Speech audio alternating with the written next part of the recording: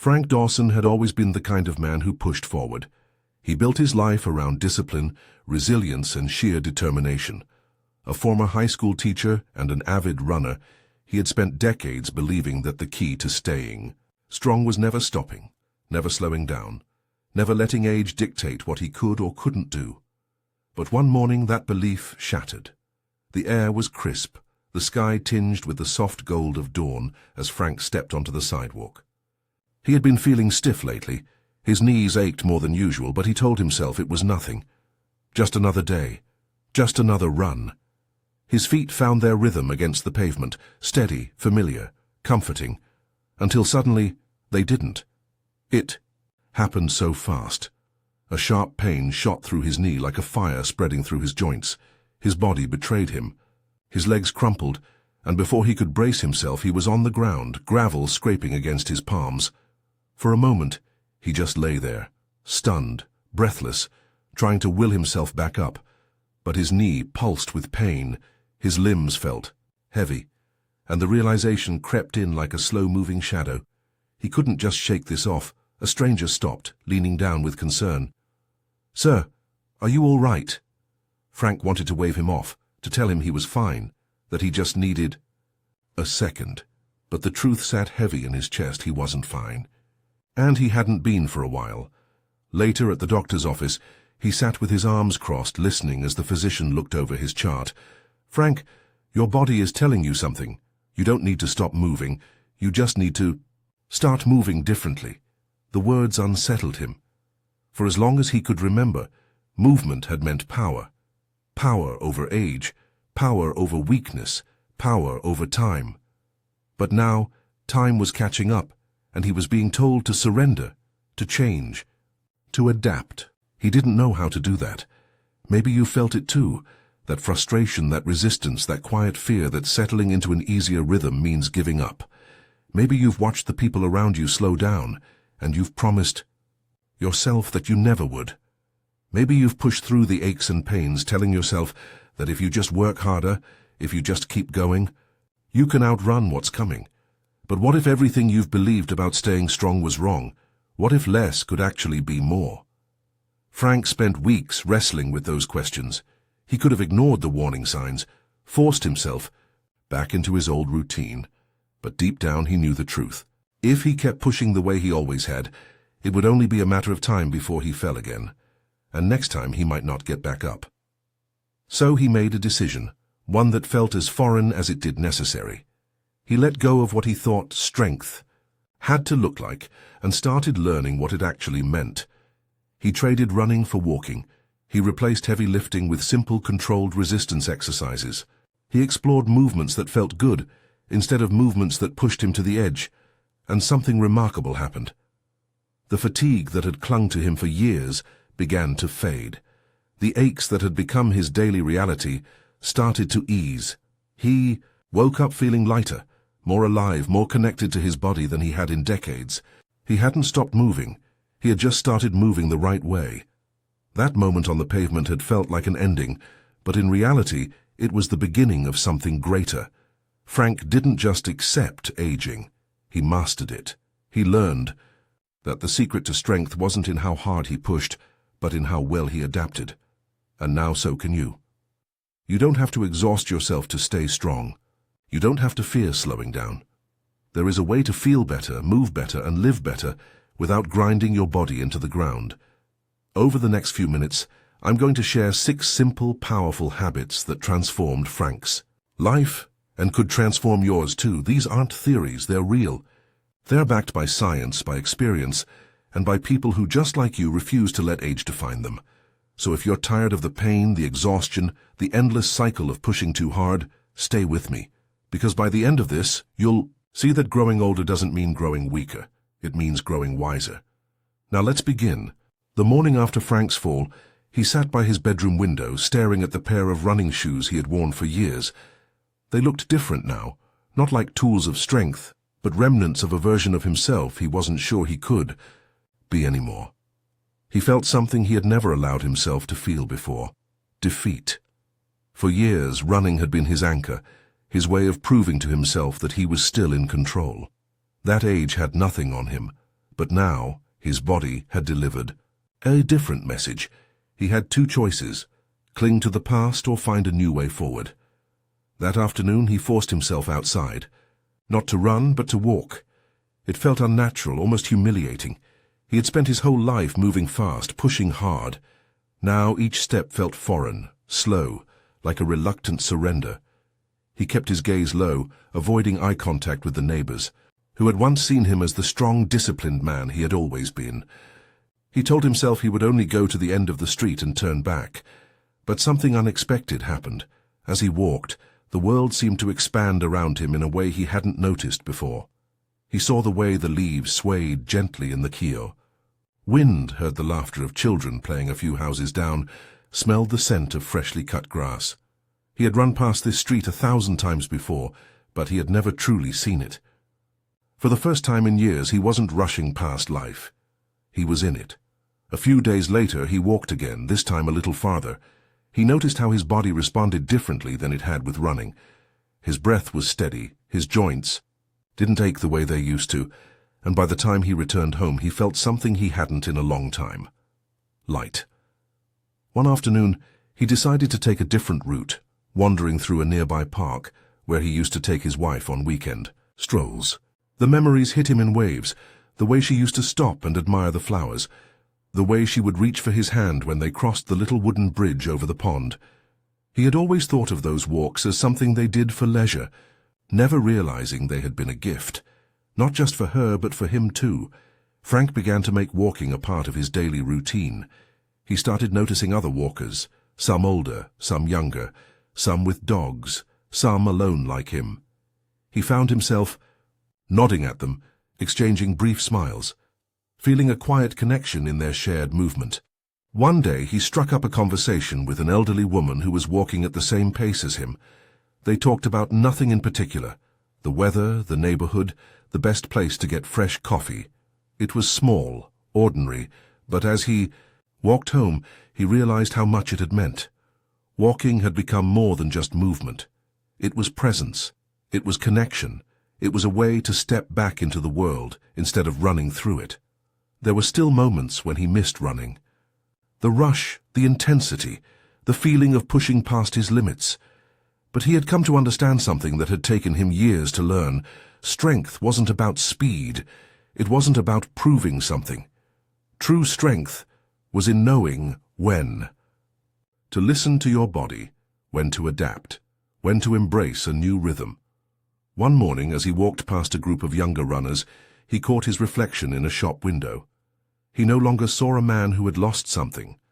He saw a man who had found something new.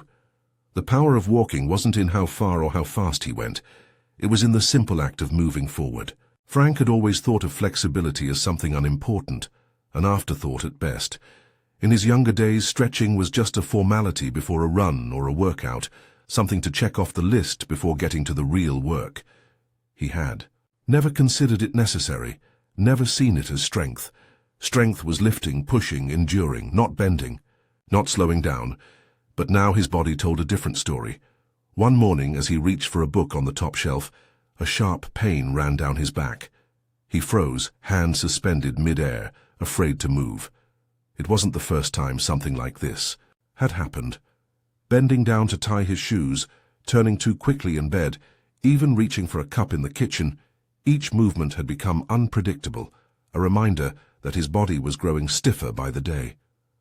He hated it. At his next doctor's visit, after explaining the discomfort, the doctor smiled knowingly. "Frank, have you ever considered yoga?" Frank nearly laughed. Yoga? That was for people who sat cross-legged on the floor, whispering about energy and chakras. It wasn't for him, but the doctor's words stayed with him. That night, as he struggled to twist his body into a comfortable sleeping position, he realized something. It wasn't just that he was stiff. It was that he felt trapped inside his own body. He had spent so much of his life pushing forward that he had never learned how to move with his body instead of against it. The next morning, he swallowed his pride and walked into a small yoga studio near his home. He felt out of place immediately. A group of people, some older, some younger, sat on colorful mats, their bodies folded into gentle poses. The instructor, a woman in her 60s with a warm smile, welcomed him like an old friend. "Just move. In a way that feels good," she said. "No forcing, no rushing, just listening." That was new. The first few sessions were frustrating. His body resisted, tight and unyielding. Every stretch felt like a negotiation.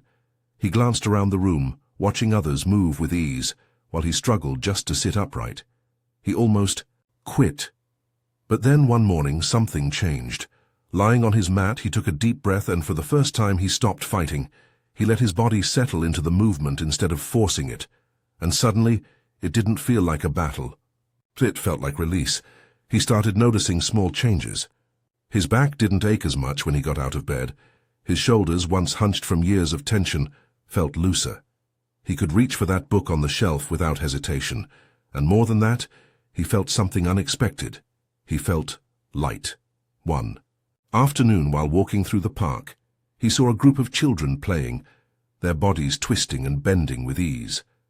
They jumped, tumbled, reached for the sky without a second thought. Frank watched them, realizing that once upon a time, he had moved like that too, without stiffness, without fear. Life had made him rigid, but now he had a choice. He could stay locked inside a body that resisted movement, or he could learn to move again, to bend instead of break. He had spent a lifetime believing strength meant being solid, unyielding, like a towering oak tree. But now he saw the truth. Real strength was in flexibility. It was in the way a willow bent in the wind but never broke. It was in the way water shaped itself to its surroundings without losing its essence. Yoga hadn't just given him flexibility, it had given him freedom. And for the first time in years, he felt at home in his own body. Frank had always measured strength by numbers: the weight on the barbell, the speed on his stopwatch, the miles on his running shoes. It was a simple equation: push harder, lift heavier, do more. Strength, he believed, was something you could count. But now at 77, the numbers had turned against him. The dumbbells that once felt like an extension of his body now sent sharp pains through his wrists. The pull-ups he once performed with ease left his shoulders aching for days. The barbell that had been his pride sat untouched in the corner of his garage, a relic of a past self he wasn't sure he could be anymore. One afternoon, as he struggled to open a jar of pickles, frustration bubbled up inside him. This was ridiculous. He had once lifted hundreds of pounds. Why was a simple jar standing in his way? He tightened his grip, but his fingers ached, his forearm trembled, and the lid refused to budge. With a sigh, he set it down. Maybe strength wasn't about lifting the heaviest weight. Maybe it was about being able to do the things that mattered. The next day, he started small. Not in the gym, not with heavy equipment, but in his own home, using nothing but his body. He placed his hands against the kitchen counter and did a slow push-up. His arms shook, his core tightened, but there was no sharp pain, just effort, controlled and steady. Encouraged, he tried another, then another. He moved to the living room, lowering himself onto the couch and standing back up, repeating the motion over and over. It was simple, almost too simple, but after a few sets he felt his legs working in a way they hadn't in years. It wasn't exhaustion, it wasn't strain, it was strength. Over the next few weeks, he added more movements. Holding onto the back of a chair for support, he lifted himself onto his toes, feeling the muscles in his calves engage. He wrapped a resistance band around his hands and pulled gently, feeling his shoulders activate without the harsh weight of dumbbells. Slowly, methodically, his body adapted. One morning, as he carried a basket of laundry up the stairs, he realized something. A month ago, this simple task had left him breathless. Today, he barely thought about it. Strength wasn't just about lifting weights. It was about lifting life.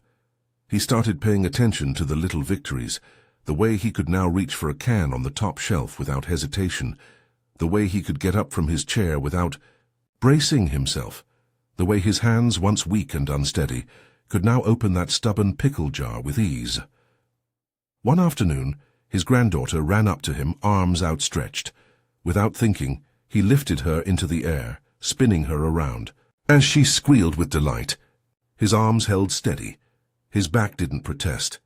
As he set her down, she beamed up at him. "Grandpa, you're so strong." For the first time in a long time, Frank felt it too. Strength had never been about numbers. It had never been about barbells, or machines, or the weight he could move. Real strength was functional, practical, woven into the fabric of everyday life. It was in the ability to carry groceries, to climb stairs, to hold his granddaughter without fear of dropping her.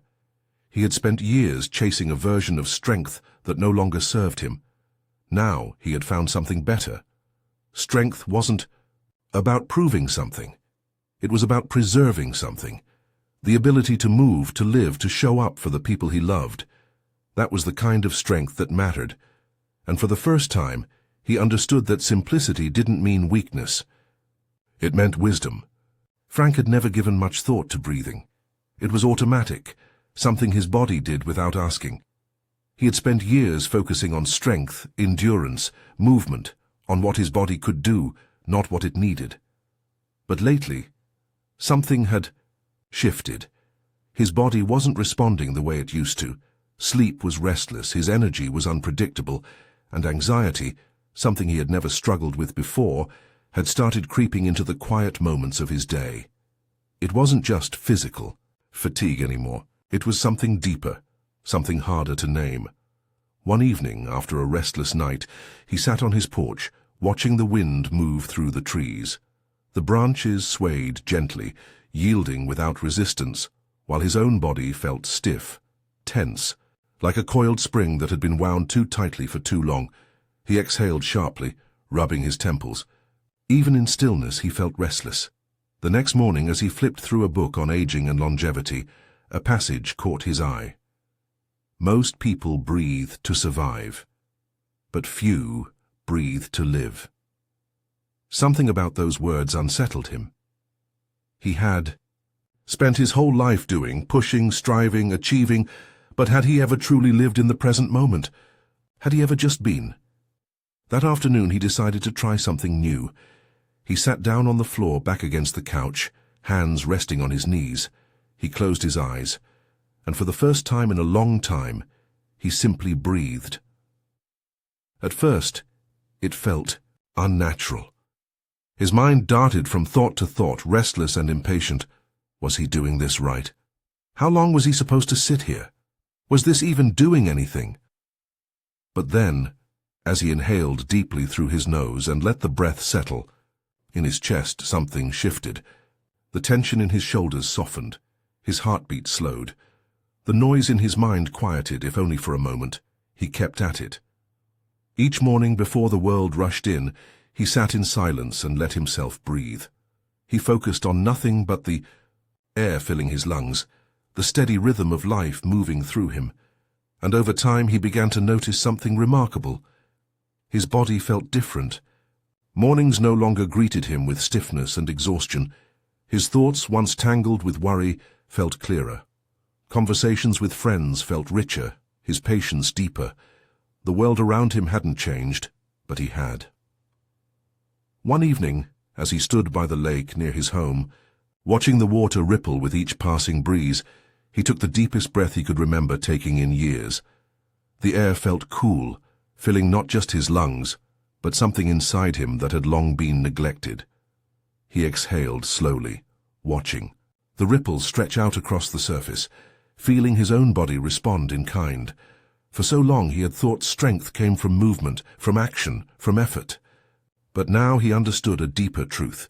Strength was also in stillness, in quiet, in the ability to let go. Breathing wasn't just survival, it was connection, to himself, to the present, to the life still unfolding before him, and for the first time in years Frank felt like he had the space to truly live. Frank had not stepped into his garden since his wife passed. The space that had once been filled with her laughter, the scent of blooming roses, and the quiet rhythm of their shared routine, now felt abandoned, frozen in time. The soil had hardened, the weeds had crept in, and the once vibrant colors of the flowers had faded. It had been their place, and now, without her, it felt hollow. One afternoon, as he sat on his porch, staring out at the overgrown beds, something inside him stirred. He wasn't sure what it was. Nostalgia, longing, or maybe just the quiet realization that he missed having something to care for. He stood up, walked down the steps, and knelt by the garden bed. His fingers touched the dry earth, crumbling, it between his hands. It felt different than he remembered, neglected, in need of attention, much like himself. He decided to start small, a single patch. He cleared the weeds, loosened the soil, and planted a few marigold seeds, remembering how much his wife had loved their golden hue. As he watered them, a familiar sense of peace washed over him. It had been years since he had gotten his hands dirty like this, years since he had felt connected to something so simple, yet so deeply alive. The days passed, and with each morning, he found himself drawn to the garden again. He planted herbs, basil, rosemary, thyme, not just for their fragrance, but because he loved the idea of cooking with something he had grown himself. He added tomatoes, recalling the way his wife used to slice them fresh for their summer lunches. He built a small trellis for climbing jasmine, imagining how it would one day fill the air with its sweet scent. One afternoon, as he stood watering the soil, a butterfly landed on his wrist. He froze, watching its delicate wings flutter. He had read once that butterflies were symbols of transformation, of renewal. He smiled, feeling the weight in his chest lighten just a little. Maybe, like the garden, he too was growing again. The neighbors began to notice. One by one, they stopped, by offering compliments, sharing stories of their own gardens. A woman from down the street brought him a cutting from her lavender plant. A young boy, curious about his vegetables, asked if he could help water them. Without meaning to, Frank had created something more than just a garden. He had created a space for connection. He started keeping a small journal, jotting down notes about what flourished and what needed more care. But as the weeks passed, he realized he wasn't just documenting the plants, he was documenting himself. He wrote about how his mornings felt lighter, how his hands, once stiff with age, had grown stronger from working the soil.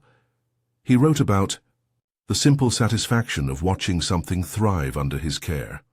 One evening, as the sun dipped below the horizon, Frank sat on the edge of his garden, hands dusted with earth, the scent of jasmine lingering in the air. He closed his eyes, listening to the rustling leaves, the distant hum of crickets, the rhythm of life continuing around him. For the first time in a long time, he felt something unexpected. Contentment. He had spent so much of his life chasing strength, movement, action. But here, in the quiet patience of his garden, he had discovered a different kind of strength, the strength to nurture, to create, to find joy in the simple act of growing.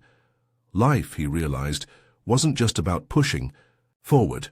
Sometimes it was about planting roots, tending to them with care, and allowing yourself the space to bloom. The house had never felt this quiet before. Frank had always thought of himself as someone who enjoyed solitude, but lately the silence had started to feel heavier. It wasn't just the absence of noise, it was the absence of presence. The kind of warmth that came from laughter in the next room, the sound of someone calling his name, the rhythm of conversation over a shared meal. Since his wife passed, his world had grown smaller. Days blurred together, filled with routines but lacking the spontaneity that made life feel alive. He told himself he was fine, that he didn't need company. But deep down, he knew the truth. He missed people. He missed feeling connected. One afternoon, as he sat alone at a cafe nursing a cup of coffee, he overheard a conversation at the next table. A group of older men, probably around his age, were engaged in a heated debate about baseball. Who was the greatest pitcher of all time, whether today's players could hold a candle to those from their youth. Frank found himself smirking. He had plenty to say on the topic. For a moment he hesitated. It had been so long since he had joined in a casual conversation, so long since he had put himself out there. But then, before he could overthink it, he turned to them and said, "If you don't include Sandy Koufax in that list, you might as well throw the whole conversation away." The table went silent for a beat. Then, laughter. One of the men gestured to an empty chair. "All right, let's hear your case." Frank slid into the seat. And just like that, something shifted. He didn't realize how much he had missed this, the back and forth, the energy of friendly disagreement, the shared history woven into every joke and memory. What started as a passing conversation turned into a standing invitation. Every week the group met at the cafe talking about everything from sports to politics to the absurdities of getting older. But it didn't stop there. One of the men, James, invited Frank to a local community centre where they hosted game nights and book clubs. Frank almost said no. He had never been one for organised gatherings, but something inside him told him to say yes. That Friday, he walked into the centre, unsure of what to expect. The room was filled with people, some playing cards, others deep in conversation, a group laughing over a board game in the corner. Within minutes, someone handed him a deck of cards, and before he knew it, he was part of the game, part of the room, part of something. Days that once felt empty now had plans. Dinners with neighbours, morning walks with James, late-night phone calls with an old friend he had reconnected with. The silence that once filled his house was replaced with invitations, with conversations, with life. One evening, after a long night at the cafe, he stepped into his house and noticed something. It didn't feel so quiet anymore. The walls, the furniture, the very air around him, everything felt warmer, fuller, not because anything had changed, but because he had changed. He had let people in again. Frank had spent years believing strength was a solitary pursuit. That independence meant standing alone. But now he understood something deeper. Real strength wasn't in isolation. It was in connection, in showing up, in reaching out, in allowing yourself to be seen, to be known, to be part of something bigger than yourself. Life was not meant to be lived in silence. It was meant to be shared. And for the first time in a long time, Frank felt truly alive. Frank stood at the edge of his garden, the late afternoon sun casting a warm glow over the rows of flowers and herbs he had carefully tended. The scent of lavender drifted through the air, mixing with the crisp autumn breeze. He took a deep breath, letting the moment settle into his bones. It had been a year since everything changed. A year since he had fallen, since he had sat in that doctor's office and heard the words that forced him to rethink everything he thought he knew about strength. He had spent his entire life believing that to stay strong, he had to push harder, move faster, do more. But the past year had taught him something entirely different. Strength wasn't in resistance, it was in adaptation. It was in knowing when to let go, when to change, when to embrace a new rhythm instead of fighting against time. He had learned to walk instead of run, and in doing so, he had rediscovered the world around him. He had learned to move with his body instead of against it, finding flexibility not just in his muscles but in his way of thinking. He had learned that strength wasn't about lifting the heaviest weight, but about lifting himself up each morning and carrying his life with ease. He had learned the power of breath, of stillness, of allowing space for peace in a life that had once been defined by motion. He had learned to nurture, to create, to grow, not just in his garden, but within himself. And perhaps most importantly, he had learned that life was not meant to be lived alone. As he stood there, he thought back to the man he had been before all of this, the man who had clung so tightly to the past that he had almost missed the beauty of the present. He wished he could tell that version of himself what he knew now. That aging wasn't a loss, it was an evolution. That slowing down wasn't about stopping, it was about moving with intention. That the body changes, yes, but so can the mind. And that true strength, the kind that lasts, isn't found in resistance, it's found in acceptance. He wasn't the same man he had been a year ago, he was something better. Not because he had fought against aging, but because he had embraced it. Frank turned and walked toward the house, his steps steady, unhurried, filled with a quiet kind of confidence that he had not known before. Inside, his phone buzzed, a message from a friend at the cafe confirming their plans for dinner. He smiled, setting the phone down as he grabbed his jacket. This was his life now, full, rich, present, not defined by what he could no longer do but by what he chose to do, and maybe in the end that was the greatest strength of all. If there's one thing Frank's story can teach us, it's that aging is not something to be feared. It's an opportunity to move in new ways, to see life through a different lens, to embrace the small, meaningful moments that we might have once overlooked. You don't need to exhaust yourself to stay healthy.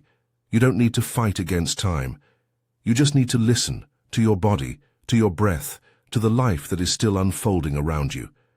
So if you're feeling the weight of time pressing in, if you've been struggling with the changes that come with aging, know this: you are not alone, and you are not done. There is still strength in you. There is still joy to be found. Thank you for being here, for sharing this journey. If this story resonated with you, let us know in the comments. And if you'd like to see more stories like this, don't forget to subscribe. Because no matter where you are in life, there is always more to discover, more to learn, and more to live.